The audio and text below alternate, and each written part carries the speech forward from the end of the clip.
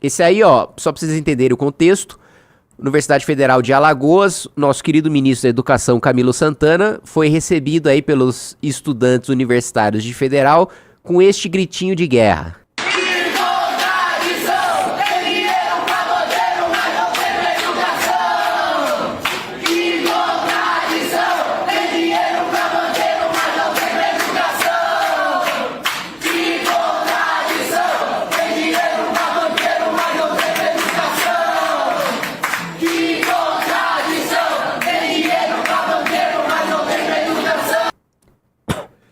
Olha, eu não sei se eu fico com dó, se eu acho patético, mas assim, toda essa galera aí, primeiro, votou no Lula, né? Aí, agora, fica organizando manifestação, porque descobriu agora, né, no quinto mandato do PT, descobriu agora que o governo petista manda mais dinheiro pra banco do que pra educação. Porra, parabéns! Vocês descobriram agora, 20 anos depois, vocês conseguiram descobrir. Parabéns!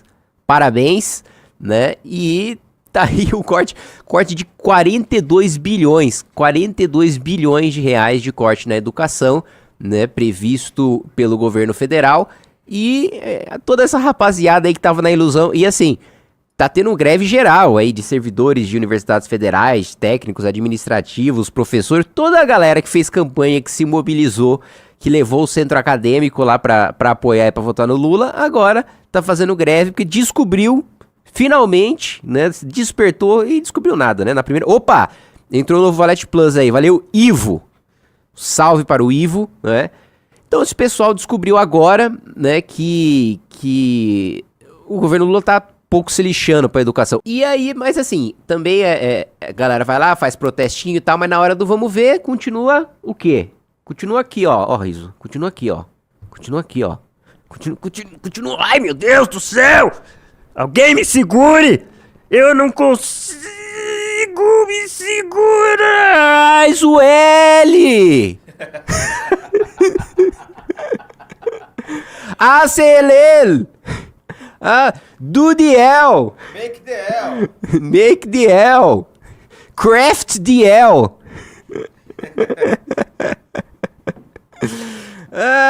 E aí, vamos ver. Se vocês estão com alguma expectativa de que isso melhore para a educação, para a saúde ou para assistência social, qualquer coisa, veja só a próxima notícia. O governo Lula, hein? Dessa vez não sou eu, não é? Quando eu apresentei lá a PEC do equilíbrio fiscal era o Kim. Agora o governo Lula indica risco de apagão no orçamento a partir de 27, devido a precatórios e emendas. Primeiro assim, já tá errado porque não é por causa de precatório e emenda não, é por causa do próprio, também é precatório e emenda, mas, opa, valeu aí o novo membro, Wesley, seja bem-vindo Wesley ao Valete Plus.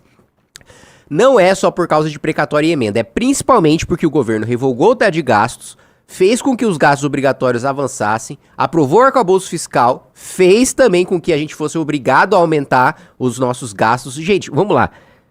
Eu já falei essa explicação sobre o arcabouço várias vezes, mas para quem ainda não escutou, o arcabouço fiscal é basicamente um modelo em que o governo parte da seguinte premissa. Olha, o governo precisa gastar. Se a gente tá bem, se a gente tá mal, o governo precisa gastar, tá? Para o governo precisar gastar, a gente precisa arrecadar mais. Muito bem, essa é a premissa do arcabouço fiscal. E aí o que acontece, né? O arcabouço fiscal diz que o aumento de gastos ele vai ser determinado pelo aumento da receita, né? Ou seja, quanto mais o governo arrecadar, mais o governo vai poder gastar. Só que o primeiro erro, ele estabelece um mínimo de 0,6% real, ou seja, o governo precisa gastar inflação, né, mais 0,6%, mesmo que a arrecadação despenque. Seja bem-vindo ao Valete Plus, Vitor. Mesmo que a arrecadação despenque, o governo é obrigado a gastar 0,6 real. Então já tá errado aí. Se no momento de crise eu preciso enxugar os gastos, não faz sentido eu me obrigar por lei a gastar mais. Muito bem. Aí quando, né, o governo vai bem, você coloca um limite de 2,5%, né, de gasto real, que também para o Brasil é um limite patético, porque 2,5% é muito dinheiro que você pode gastar a mais. né? Também é um teto que não... Para você ter uma ideia, se a gente vai comparar com o teto de gastos do Temer, né? No momento de crise, no momento em que o país está mal, né?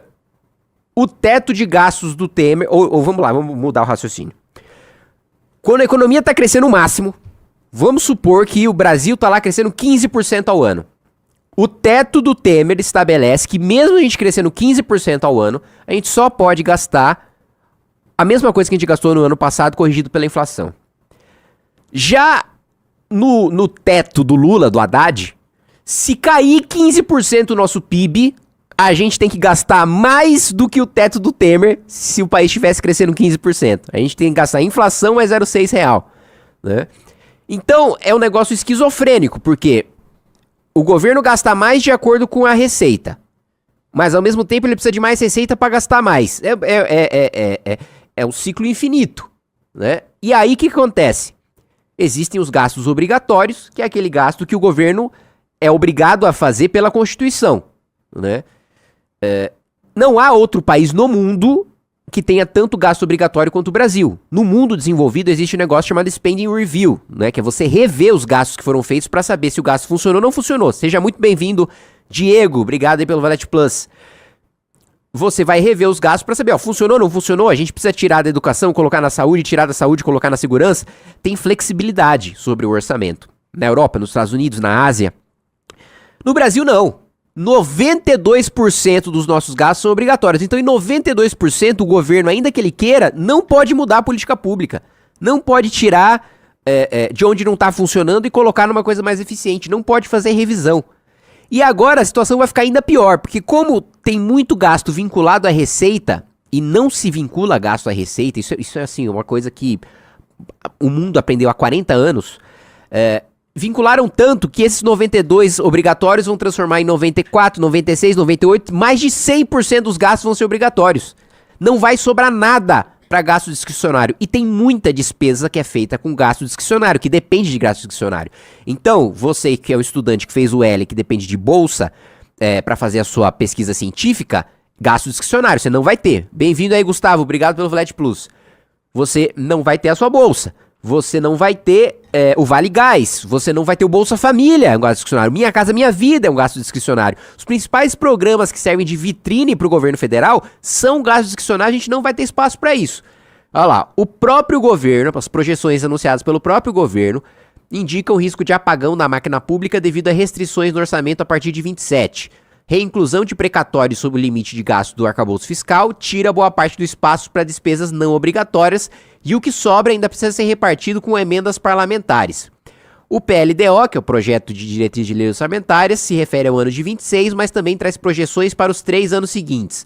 As atenções se voltam a 27 quando o espaço para gastos de custeio e investimento incorre 86 bilhões de uma vez. Pelas estimativas, as despesas discricionárias não obrigatórias cairiam de 208 bi, né, ano de eleição, para 122 bi no exercício seguinte. Desse valor, ainda tem uma reserva de 56 bi para emenda parlamentar. Na prática, o próximo presidente da República vai ter 65 bi para gastos do próprio executivo. Isso significa, gente, paralisar, fechar todos os programas que eu coloquei para vocês. Existem 30 programas nesse sentido. Todas as políticas ambientais não vai ter dinheiro. Segurança pública não tem verba carimbada pela Constituição, é gasto discricionário. Minha Casa Minha Vida, Farmácia Popular, Vale Gás, Pé de Meia, programas, né, que o próprio governo Lula se vangloria de serem a vitrine, de serem o que há de melhor no seu governo, e mesmo programas que existem há muito tempo, né, todas as políticas ambientais, você que é um cara que vota na esquerda por causa da suposta preocupação deles com o meio ambiente, zero, vai ter zero para qualquer defesa de meio ambiente. Não vai ter dinheiro para financiar a IBAMA, não vai ter dinheiro para financiar a ICMBio, não vai ter dinheiro para financiar a FUNAI e FAM, né, zero. Nós não vamos ter despesas discricionárias, né? Baixa mais um pouco, vamos ver mais um pouquinho a análise dos... Ah lá. Explicar o que é custeio, eu já falei pra vocês. Em 28 fica mais dramático, com espaço de apenas 59 bi, dos quais 58 é emenda parlamentar, ou seja, 1,5 bilhão de reais pra tudo isso que eu falei, tá? Bolsa Família, Minha Casa Minha Vida, Farmácia Popular, CAPS, proteção ao meio ambiente, segurança pública, enfim. Esse é um desastre. E qual que é o grande problema? A gente precisa estar vacinado, porque o discurso do governo vai ser de que, olha, vamos lá, primeiro, eu tenho muita convicção de que se desenha uma derrota certa do PT e de que o Lula não é candidato, porque ele tá vendo que se ele disputar ele vai perder e ele não quer fechar sua biografia com uma derrota. Muito bem. Para além do Lula não ser candidato, também acho que quem quer que seja o candidato da esquerda, e o principal pode ser o Haddad, pode ser o Camilo Santana, vai levar um cacete pela falta de popularidade do Lula e da esquerda durante esse governo, cuja economia só vai piorar, a situação de segurança pública só vai piorar, então não tem perspectiva de melhora para esse governo. Mas aí qual que é o problema nisso? Ganha um governo de direita. Assume em 2027, vamos lá, assume o presidente da República da missão, assume a presidência da República. Ele já vai assumir tendo que promover um corte brutal, né, nas contas públicas, em praticamente todas as pastas, porque o governo deixou tanta despesa obrigatória que o próximo governo vai ter que cortar tudo. Vai ter que fazer o corte na educação, vai ter que fazer o corte na saúde, vai ter que fazer uma nova reforma da Previdência, vai ter que desvincular o salário mínimo do benefício de prestação continuada, né, e de outros benefícios, vai ter que acabar com a bônus salarial, vai ter que tomar uma série de medidas que aí o PT vai falar, ah lá, tá vendo? Foi só a gente sair que cortaram da educação, cortaram da saúde, cortaram sua Previdência, que desvincularam o seu benefício do salário mínimo, né? Justamente por causa de uma armadilha que eles deixaram nesse período todo governando o nosso país. Aí eles vão se voltar e vão jogar toda a culpa no próximo governo de direita, que já vai começar o primeiro ano, o primeiro governo não vai conseguir fazer nada em termos de investimento, de nova política pública, tirando assim, endurecer regras para segurança pública, em termos assim de novas obras, novos programas, inaugurações, nada. Ele vai só poder arrumar a casa. Só poder arrumar a casa para começar a trabalhar ali no segundo ano de mandato. E a gente tem que estar vacinado, né? Para quando isso acontecer, a gente saber exatamente o que dizer, como rebater, ter o nosso enfrentamento midiático para não deixar o eleitorado, o grande eleitorado que não se interessa por política, que não lê sobre política, sobre economia, que não entende aquilo que está acontecendo no país, não deixar ele ser enganado, né? E promover uma volta, né, da esquerda, do PT, ao poder.